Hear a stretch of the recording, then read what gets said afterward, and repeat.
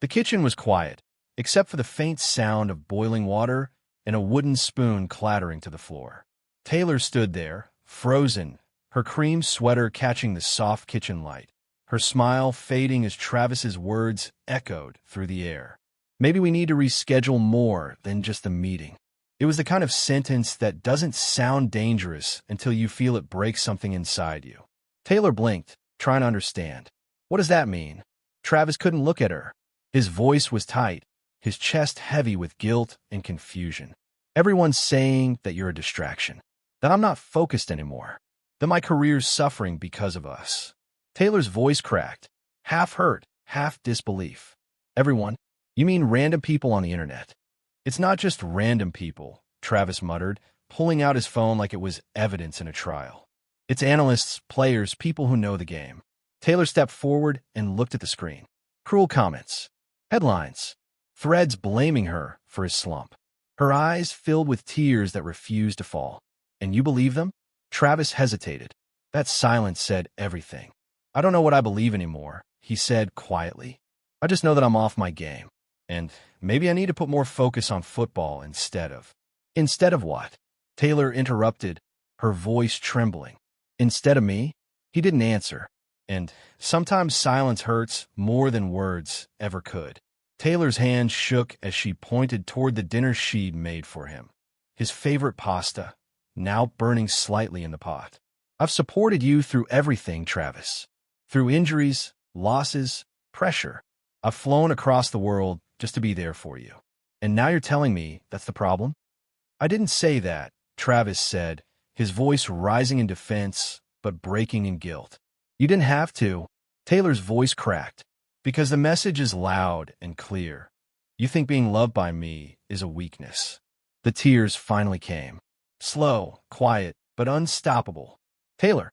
No, she said, shaking her head, stepping back. You don't get to say my name like that right now. Her breathing hitched as she reached up and touched the engagement ring. The one he'd spent months designing. The one that symbolized everything they promised to build together. And with trembling fingers, she slipped it off. The sound it made when it hit the counter was soft, but it landed like thunder. Travis's eyes widened. What are you doing? I'm making it easier for you to focus, Taylor said, her voice eerily calm.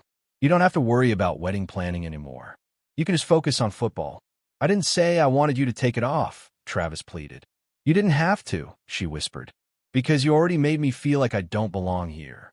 He took a step forward, reaching for her hand, but she pulled away. I love you, Travis.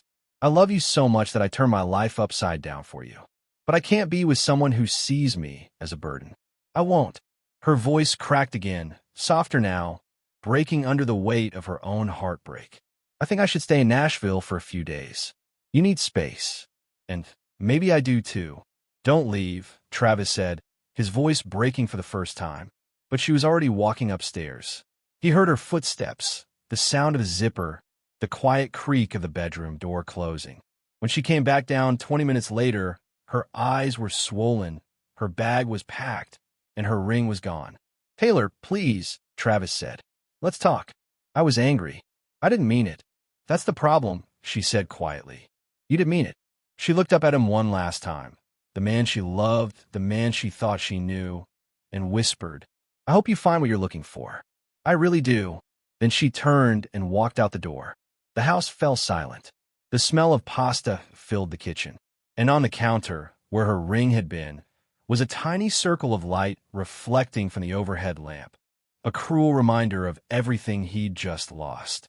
Travis sat down at the table, staring at that empty space, realizing that sometimes it's not losing the game that hurts the most. It's losing the person who was cheering for you even when you didn't deserve it.